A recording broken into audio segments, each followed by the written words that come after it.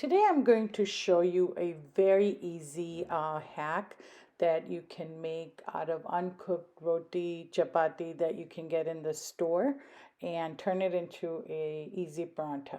So this is something I bought from Costco. It comes in 36 count pack. You can also buy a smaller pack from the Indian grocery store, but these are really convenient when you just don't have time and want to make roti. But today we're going to turn this into a paratha. So come along and let's see how we do that. Now the beauty of this is you don't have to make the dough, you don't have to do anything. You just take it out and then I'm gonna just add a little ajwain in it and a little oil and then make it like a paratha. It's so easy and quick.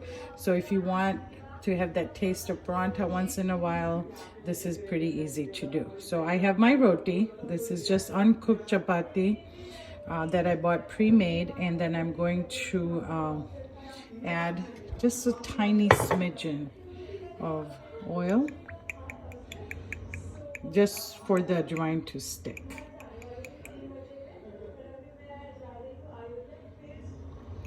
And then put some of the ajwain seeds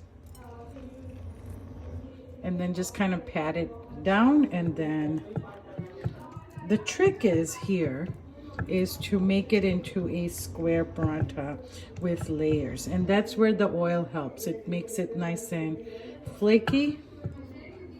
So I'm just going to make this, fold it into a little square, and then I'm going to roll it into a larger square and then cook it. That's it. It's super easy and it turns that roti into a delicious paratha.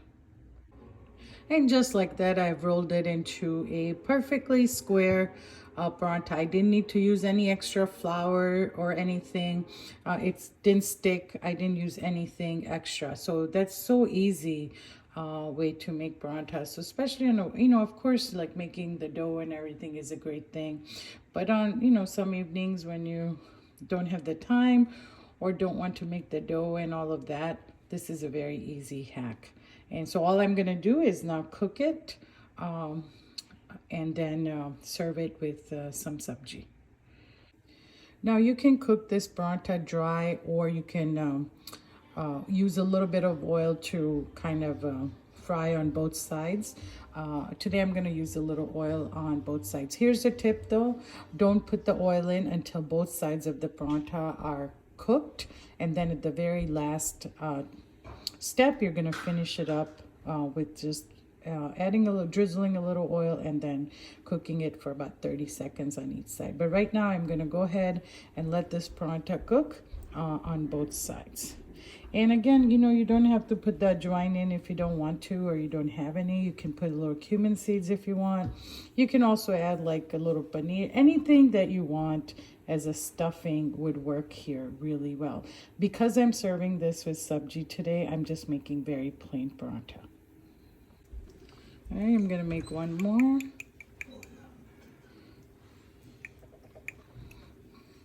And normally I just make roti with this, but my husband wanted a little change. And so I'm like, why don't we try? I hate making dough and doing all that.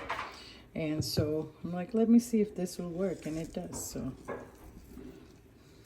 And here, I think I haven't tried it yet, but I think next time I'm going to see if I can put some filling, maybe a little cauliflower, maybe some potatoes, and turn it into like a stuffed paratha. All right, I'm gonna go ahead and flip it. And this is what you want. You want it cooked dry like this before brushing a little oil on the surface. So I'm gonna cook the other side and then brush very little oil on it.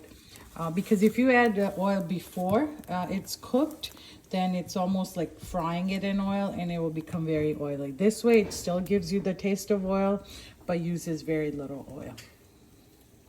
I'm going to drizzle just a little bit of oil. Not too much. See how it's nice and puffy. It's cooked well. There we go. I'm going to do a little same oil on this side. And our paratha is done. Start to finish, maybe 2 minutes. Now, how can you make paratha in 2 minutes? So, perfect.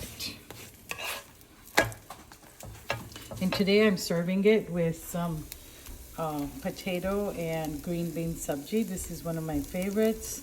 And I think I have a video on this, so I'll see if I can link to it. But otherwise, just search for this sabji on my channel, and you'll see the potato and green bean sabji. This is very, very delicious. It also comes together very quickly, especially if you use frozen green beans. Now the paratha is cooked really well on both sides, and I'm done. So I'm gonna go ahead and plate this.